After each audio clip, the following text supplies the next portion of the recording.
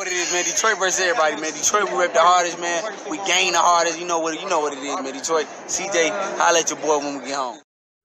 All right, the Crawford numbers are in. Let's talk about it. Hit that subscribe button, bell icon button, share the video. Hit that subscribe button, bell icon button for your boy, please. Share the video once again. But Crawford, according to Keith Vodic and Boxing Scene, Crawford Brook bout peaked at 2,078,000 people on ESPN. Averaged 2,029,000 people. You got to remember, it only lasted 13 minutes and 14 seconds. And also, it was a layover with the previous fight with whatever one of the Maloney brothers losing to Franco or having a draw.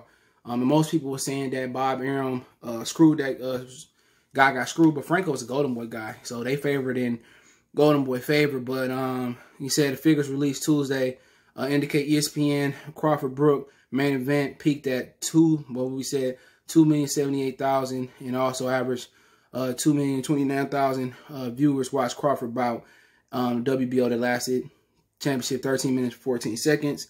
Crawford last fight with the Kavalauskas, the Mean Machine, drew over 1.4 million people, and it peaked with a McCollin fight.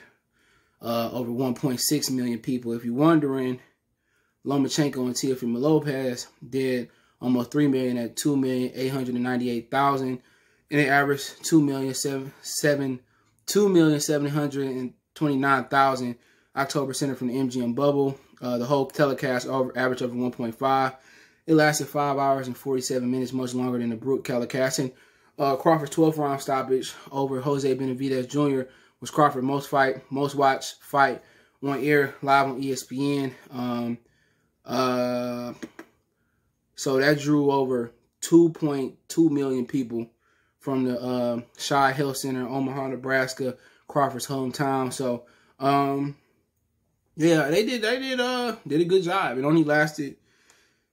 The card only lasted like shit. It lasted damn near less than an hour. I mean, the layover from them trying to figure out was it a headbutt or a punch, which they still got it wrong, was longer than the actual fight, the whole fight card. And obviously they pushed the fight card to, what is it, ESPN 2. I didn't watch the undercard, so I don't even know if Joshua Greer won or lost. But like I said, man, it's just another reason why Crawford should leave. They pushed an undercard on ESPN 2 or Plus, whatever it was, and it was a blowout football game with Florida beating the hell out of Arkansas. So, you know, I think the numbers are tremendous for Crawford. And this is why you got to, you know, fight on accessible TV. It wasn't free TV. It was basic cable TV. And they still did a hell of a job, man. So, like I said before, this fight could have been a lot longer than it was, and or the card in general. So, I believe if the card was a lot longer and they wasn't going against college football, you would have had a situation where, you know, they would have did almost what Lomachenko and Teo did. But at the same time, you got to think about this too, that a lot of college football got canceled this week due to COVID. So, it wasn't a long fight.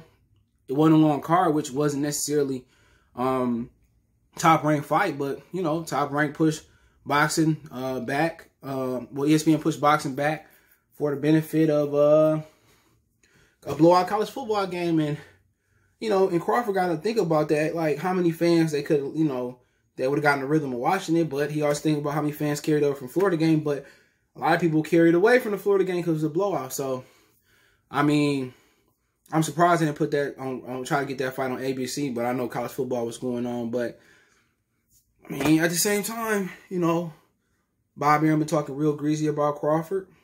ESPN has been doing a tremendous or a terrible job of promoting Crawford fight up to this week. So, I mean, the viewership was good, especially for unknown opponents to some people in the United States and Kell Brook, especially for a short card. That card probably didn't even last an hour. You know, they did the interviews, they ain't cut it off.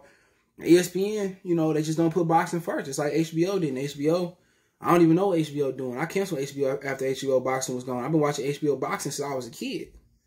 You know, and it was a tremendous product, but maybe HBO was right to cut it off because the product became horrendous. It was a terrible product after a while, man. And I mean, it is what it is. So Crawford number in, did a huge number. It was on regular TV, probably would have did 3 or 4 million people, but it is what it is. Let me know what you think about the Crawford numbers, the articles, and Boxing Scene. Don't forget me on Facebook, Instagram, Twitter. You can reach out if you have a business question, inquiry, response, your video request. All my social media links in the description. Also, Facebook group there. If you want to advertise your business on the channel, got good rates. Want to make a financial donation? Cash App CJGood313. PayPal link in the description. Want to continue to follow me for my live streams? We can't go live here because of some YouTube things. So you can check me out on Sportscastr. Right, the links in the description. Build a profile so you can comment. It's a tremendous platform. Basically, sports for you, sports, just a YouTube of sports. So they do Premier Soccer League. It's a lot of good content creators on there. Basketball, scoreboards, football. So check me out over there. My links in the description. Or if you want to watch our live stream, check me out on Goodfellas Sports TV 2.0. Appreciate the love, support. One time for the one time we go.